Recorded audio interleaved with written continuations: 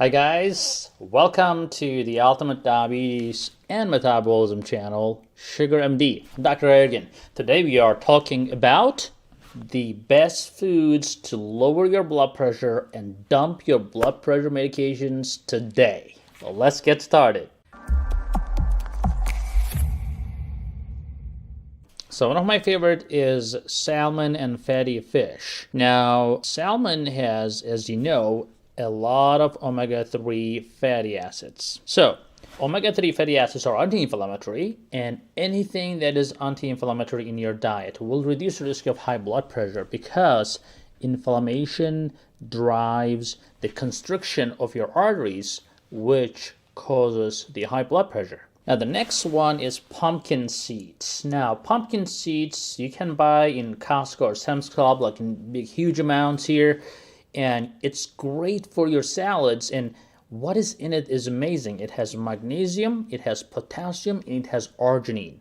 Now we all know, or if you didn't know, potassium is extremely important because potassium helps with the blood pressure by eliminating the sodium and relaxing the blood vessels. But arginine also is one of the primary amino acid for formation of nitric oxide. And nitric oxide is an enzyme that allows the relaxation. Even when you exercise, that's what you're producing. Your blood vessels are producing nitric oxide to open up your arteries.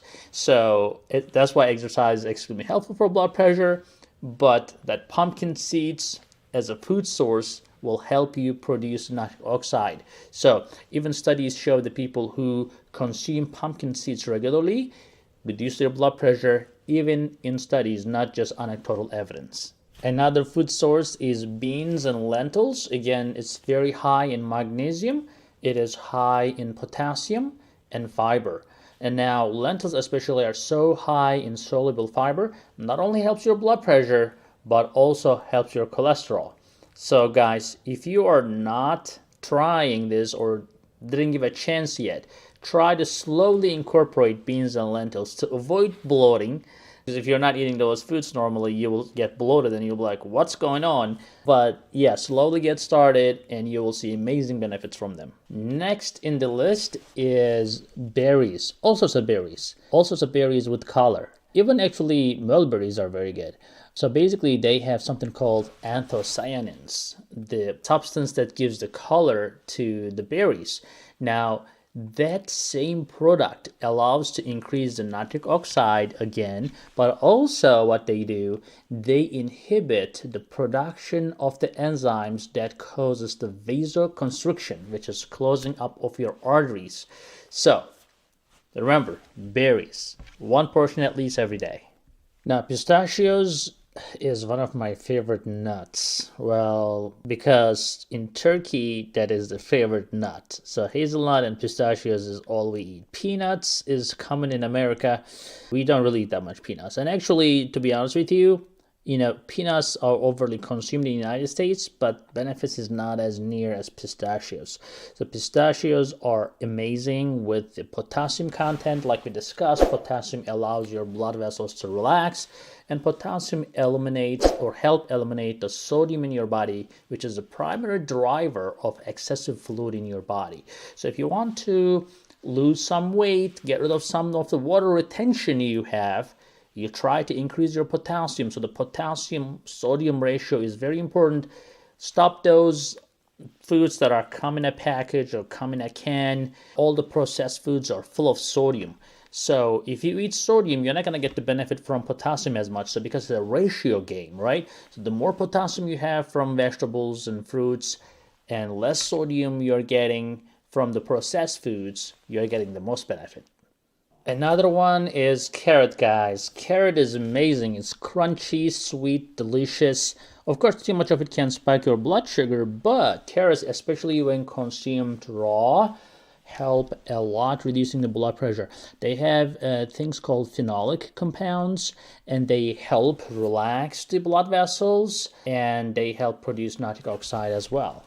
The next is celery. Celery is awesome. They have something called phthalates in that plant source. So it is also amazing to help lower the systolic blood pressure. Tomatoes are next, and tomatoes are great, especially when they are eaten as a whole food, not necessarily as a ketchup or a sauce. But when you use tomatoes, fresh tomatoes in your dishes, commonly it helps a lot. I actually eat tomatoes at breakfast. It's not a bad combination actually to have cucumber and tomatoes and some feta cheese or the cheese of your choice is a really great combination. I also watermelon, some red grapes can be a good option for breakfast as well, especially when there's cheese, some salty and sweet. It goes well great together. So, but at any rate, they have something called lycopenes, and these lycopenes are also very helpful. And tomatoes are full of potassium as well. Now you guys are gonna be saying like, what about bananas? He didn't say bananas. Bananas is like the poster, right? For potassium. Well, they are. I mean, they help with the potassium, but the problem with the bananas, like you all know, especially the ripe bananas, and the bigger the bananas, the riper the bananas, the higher the blood sugar spike you're looking for. But as I said, if you're an active person, you're gonna take a walk, you're gonna be physically active. Eating a banana is not gonna kill you. You can do that. If you want to eat banana, but be physically active if it is spiking your blood sugar. And there are a lot of people who will eat banana and they'll be just fine. Their blood sugar is not going to spike, but some people will do have spikes with the banana. And for those people, I either say either have less of it or just be more active in order to avoid blood sugar spikes with banana. But a great source of potassium, it also helps with the blood pressure as well.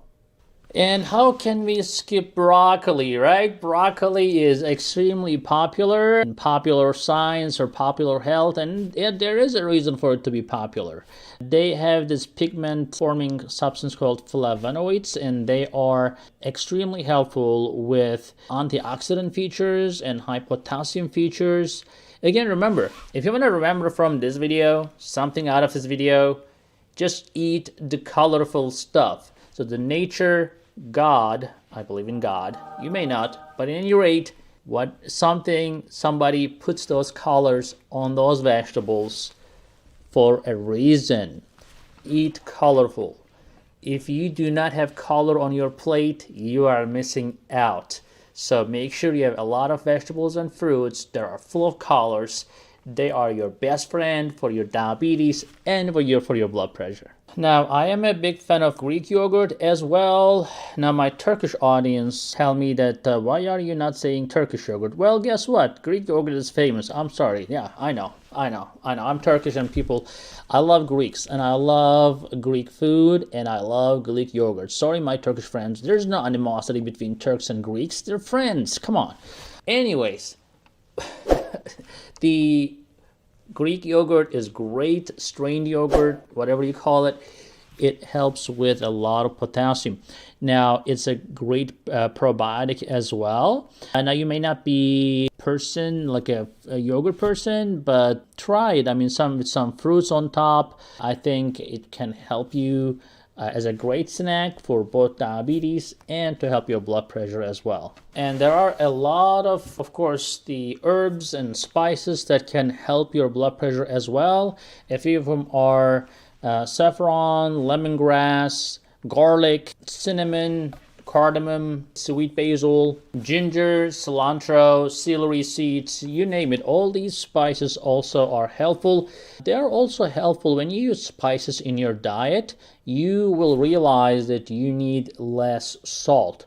So if you have this high salt addiction, if you're the person who just wants to add salt to your diet, add spice, because your taste buds can be easily diverted from the salt, and the spice will give you the taste that you're looking for and will reduce the need for adding salt to your food. So you may be familiar with me talking about spinach. Spinach is great unless you have a kidney stone problem, but spinach is full of fiber and antioxidants and nitrates, which is the source for nitric oxide.